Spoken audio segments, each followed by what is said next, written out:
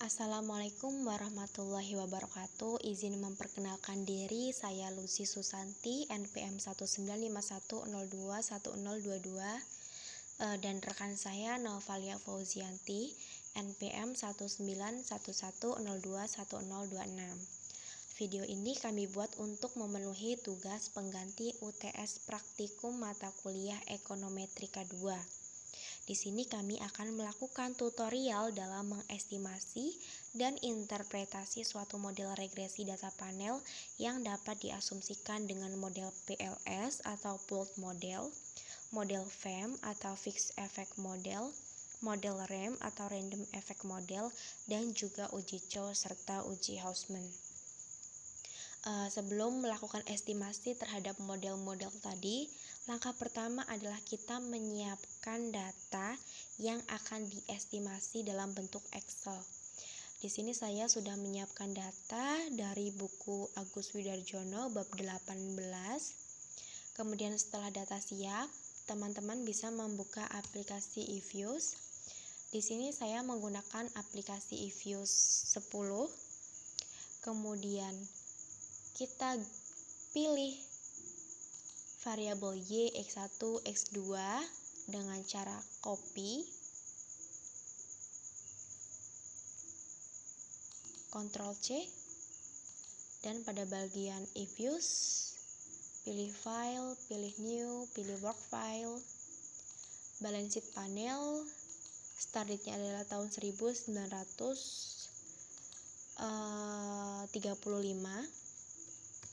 dan end date-nya adalah tahun 1954. Number of cross section adalah 4 dan pilih OK. Kemudian pilih quick, pilih empty group. Kemudian kita Ctrl V. Nah, untuk melakukan estimasi yang pertama, yaitu pooled model atau PLS, caranya tekan Ctrl Y, X1 dan X2, kemudian tekan klik kanan, pilih open dan ask equation. Kemudian kita tambahkan log ke dalam tiap-tiap variabel.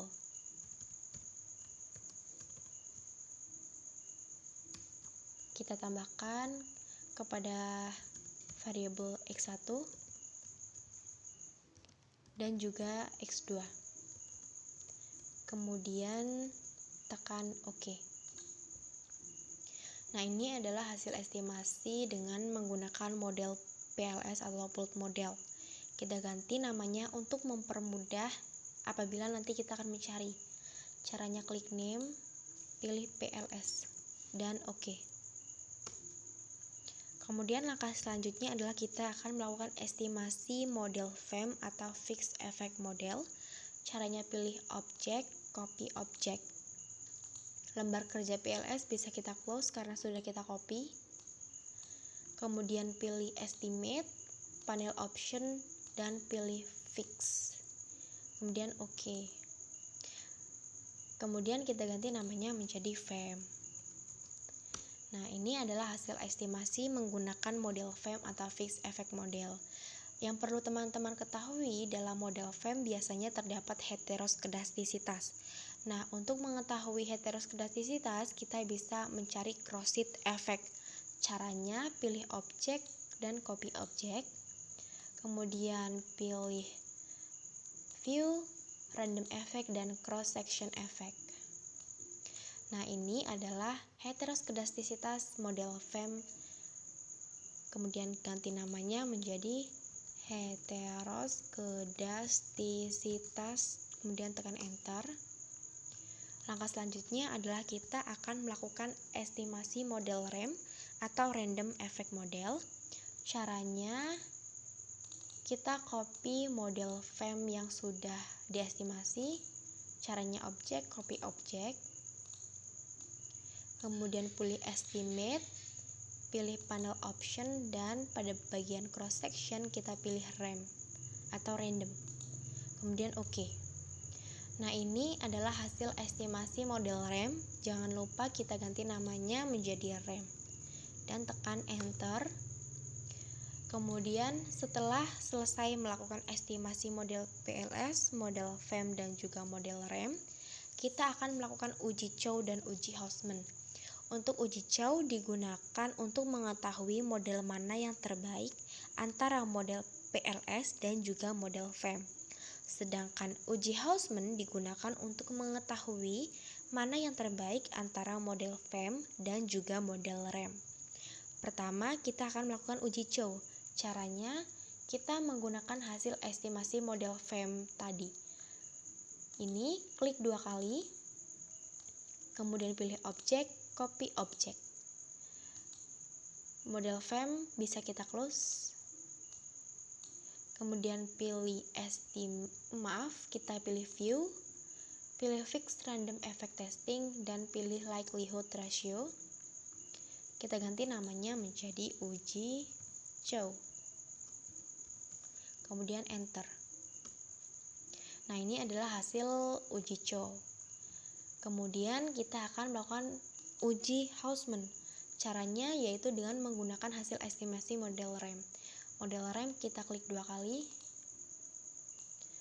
pilih objek dan copy objek. Lembar kerja REM bisa kita close karena sudah kita copy, kemudian pilih view, pilih random effect testing, dan pilih Hausman test. Nah, ini adalah hasil uji Hausman.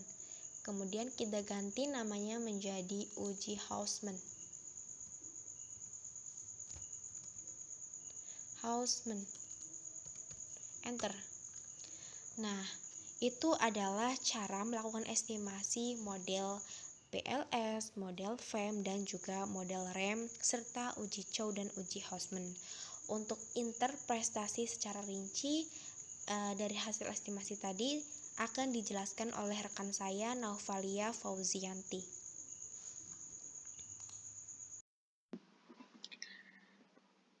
Oke, di sini saya Naufalia Fauzianti akan melanjutkan untuk melakukan interpretasi yang mana sebelumnya teman saya Lucy Susanti sudah melakukan estimasi dari data buku Agus bab 18. Langsung saja, yang pertama ada hasil estimasi menggunakan model PLS.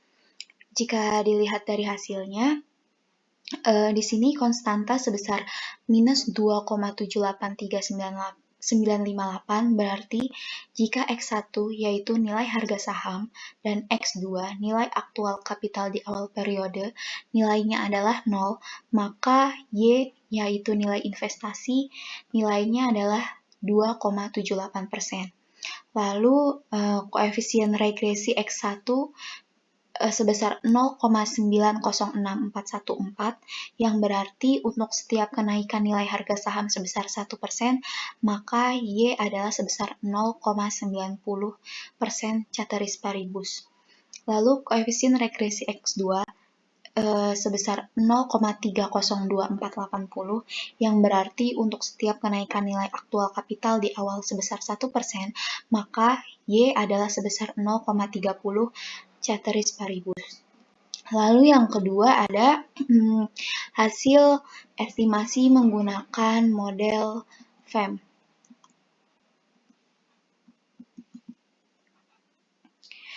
Yang mana di sini konstantanya sebesar minus 1,008042 yang artinya jika X1 dan X2 nilainya adalah 0, maka Y sebagai nilai investasi nilainya adalah 1%. Lalu koefisien regresi X1 sebesar 0,570443 yang berarti untuk setiap kenaikan nilai harga saham sebesar 1%, maka nilai Y adalah sebesar 0,58% ceteris paribus. Lalu koefisien regresi X2 yang mana sebesar 0,352097 yang berarti untuk setiap kenaikan nilai aktual kapital di awal sebesar 1%, maka Y adalah sebesar 0,35 ceteris paribus. Lalu yang ketiga ada hasil estimasi menggunakan model REM, yang mana interpretasi dari hasil estimasi ini adalah konstantanya sebesar minus 1,18562 yang artinya jika X1 dan X2 nilainya adalah 0, maka nilai Y-nya adalah 1,19% atau 1,18%. Begitu juga dengan koefisien regresi X1 sebesar 0,608437 yang berarti untuk setiap kenaikan nilai harga saham sebesar 1%, maka nilai Y, yaitu nilai investasi, adalah sebesar 0,60% ceteris paribus. Dan juga untuk koefisien regresi X2 sebesar 0,341992 yang berarti untuk setiap kenaikan nilai aktual kapital di awal periode sebesar 1%, maka nilai Y, yaitu nilai investasi, adalah sebesar 0,34% ceteris paribus. Lalu selanjutnya ada uji Chow. Uji Chow ini dilakukan untuk memilih antara model PLS dengan FEM. Jika dilihat dari hasilnya, dan dengan menggunakan